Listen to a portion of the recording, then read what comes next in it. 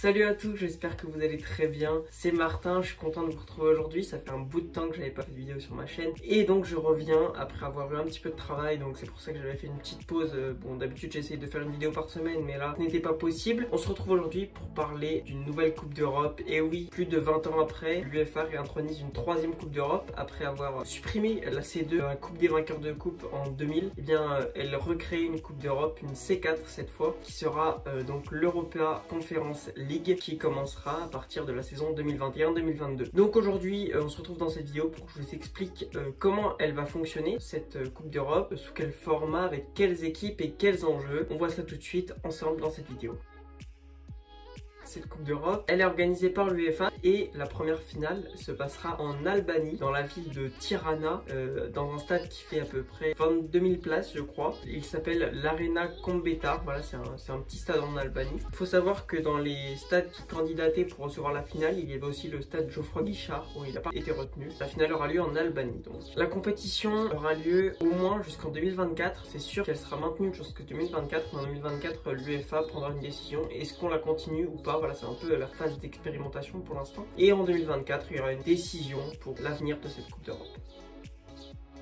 Il y aura donc des poules de 4 équipes, sauf qu'avant d'arriver en poule, il y aura des tours préliminaires. Il y aura 4 tours préliminaires, tours qualificatifs plutôt, voilà, où les équipes pourront y participer parce que ensuite il faut se qualifier pour 8 poules. Il y a 8 poules de 4 équipes, donc 32 équipes au total qui participeront aux phases de poule. Comme en Ligue des Champions, comme en Ligue Europa, les 2 premières équipes sont directement qualifiées pour le tour suivant. Enfin, c'est un petit peu plus compliqué ça d'ailleurs. En fait, le premier se qualifie pour les 8e de finale et le deuxième par contre lui joue des 16e de finale contre les équipes qui finissent 3e de leur poule en Ligue Europa. Donc voilà, c'est un petit peu, c'est le premier tour élimination directe, mais ils appellent ça le barrage additionnel. Voilà, c'est le barrage additionnel, c'est finalement le premier tour à élimination directe, mais c'est entre le deuxième de la poule d'Europa Conference League et le 3e d'Europa League. Celui qui gagne ce barrage additionnel retrouve les premiers des poules en 8e de finale donc, et puis ensuite voilà, ça se déroule normalement comme les autres Coupes d'Europe.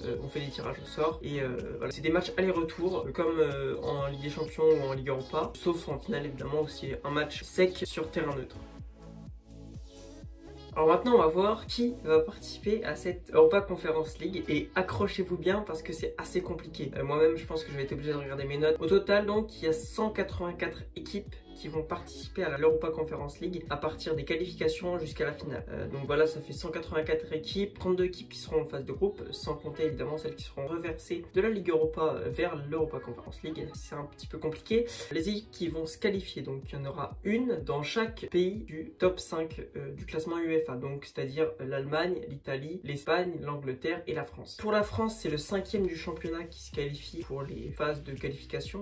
Voilà, je crois qu'il y a un tour préliminaire à passer ou deux, quelque chose comme ça, mais personne n'est qualifié directement pour les poules. De toute façon aucune équipe, il faut passer les tours préliminaires avant, c'est obligatoire, peu importe les équipes. Il y a dans les 4 autres grands championnats par la France, ils ont le 6e de leur championnat qui se qualifie pour les tours qualificatifs d'Europa Conference League. Voilà, donc ça c'était pour le top 5, évidemment c'est le plus intéressant, mais par contre ensuite les plus petits championnats ont le droit à plus de 2 places. Le Portugal a le droit à 2 places, tout comme les pays pardon, sont classés de la 6e à la 15e place du classement UEFA. Donc le 6e c'est le Portugal. Au Portugal c'est le 4e et le 5e du championnat qui se qualifient pour cette Coupe d'Europe. Et puis pour les autres pays de la 6e à la 15e place, enfin de la 7e du coup à la 15e place du classement UEFA, c'est le 3e et le 4e du championnat. Donc là-dedans il y a la Russie, il y a l'Écosse, enfin bon, vous pourrez aller voir, il y a les Pays-Bas aussi.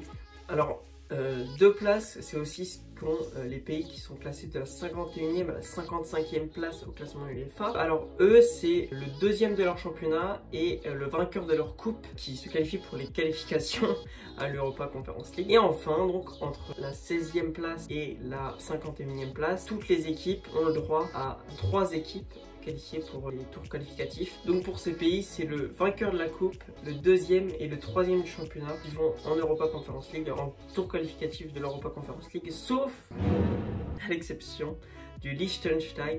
Je ne sais pas pourquoi, me demandez pas, peut-être à l'effet de recherche si ça vous intéresse vraiment, mais le Liechtenstein n'a juste que son vainqueur de coupe qui sera reversé en Europa Conference League et je ne sais pas pourquoi.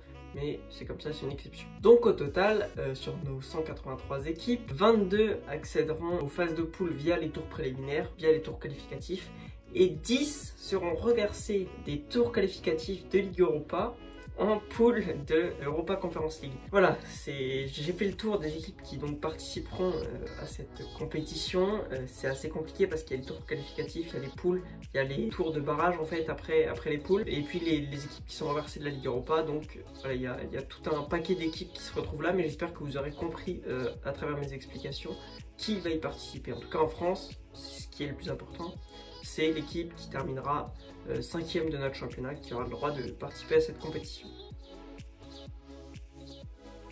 Alors maintenant, quel est l'intérêt de cette compétition? Parce que voilà, vous me direz, bon, il y en a déjà 2 des Coupes d'Europe. Hein. On peut se dire déjà, ça donne la chance à des petits clubs de participer à la Coupe d'Europe, à des supporters de vibrer pour la Coupe d'Europe. Le Bayern, eux, ils y ont le droit tous les ans. Hein. C'est faire goûter à d'autres gens cette Coupe d'Europe parce que quand même c'est quelque chose de participer à la Coupe d'Europe.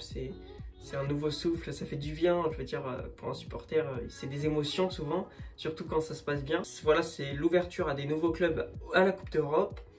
C'est donc plus de matchs, hein, ça c'est pas forcément positif, hein, pour les petits effectifs ça pourrait être un problème, mais c'est aussi des revenus en plus pour les clubs. Les clubs qui participeront à la Coupe d'Europe auront des revenus télé qui seront alloués à cette Coupe d'Europe. Il y aura donc, ce sera peut-être le moment pour certains joueurs de se dévoiler parce que oui, il y aura peut-être des clubs qui ne la joueront pas à fond et qui mettront leur équipe B malheureusement. Et ça c'est un des inconvénients plutôt à mon avis parce que voilà, les petits clubs qui ont des effectifs assez réduits, ils n'auront peut-être pas les moyens de mettre leur équipe A sur cette Coupe d'Europe, sur le championnat, etc. Et donc ils vont peut-être se dire bah, on préfère jouer le championnat que la Coupe d'Europe. Et dans ce cas, il y aura peut-être des équipes qui ne joueront pas à fond. J'espère que l'équipe française qui y sera la jouera à fond. Mais si c'est Lens ou Metz qui la joue, je ne sais pas comment ils vont faire car ils n'ont pas un effectif taillé pour jouer la Coupe d'Europe. Ils n'ont pas des doublures à chaque poste. Enfin, voilà, donc il faudra voir comment tout ça se goupille. Aussi, il y a un des enjeux donc, pour cette Europa Conference League, c'est que évidemment ça marquera des points pour l'indice UEFA. Donc chaque pays ramasse des points, et puis il y a le classement dans l'indice UEFA, donc c'est ce qui détermine d'ailleurs les clubs qui participent à chaque compétition. C'est ce que je vous ai dit au début de cette vidéo, enfin quand je vous ai parlé des équipes qui pourraient se qualifier pour cette Coupe d'Europe. Et enfin le dernier enjeu, c'est que le vainqueur de cette compétition se qualifie directement pour les phases de poule de l'Europa League la saison prochaine, donc de la C3 pardon. Voilà, donc c'est ça les enjeux de cette compétition. Il faudra essayer de la suivre avec attention quand même, parce qu'il y aura sûrement un club français. Enfin bon, l'Europa League on la suit au début de la saison, et puis après il n'y a plus de club français, donc on fait pause et puis on la regarde à la fin quand il n'y a plus que les gros clubs. Mais bon voilà, c'est dommage. J'espère que les clubs français figureront bien dans cette compétition. J'espère aussi que vous avez aimé cette vidéo d'ailleurs, que vous avez compris comment fonctionnerait cette compétition, que je vous ai appris des choses parce que c'est l'essentiel, et je vous souhaite une très bonne fin de journée. N'hésitez pas à vous abonner si vous voulez continuer de voir mon contenu, et puis d'ailleurs c'est ce qui m'aide vraiment beaucoup. D'ailleurs ce qui m'aide aussi c'est que vous mettiez des pouces bleus, donc si vous avez aimé cette vidéo n'hésitez pas. Et puis enfin mettez un petit commentaire si vous avez quelque chose à me dire, si vous avez bien compris cette vidéo, bah dites-le moi en commentaire, moi ça me fait toujours plaisir. Et on se dit à bientôt pour une prochaine vidéo. Salut!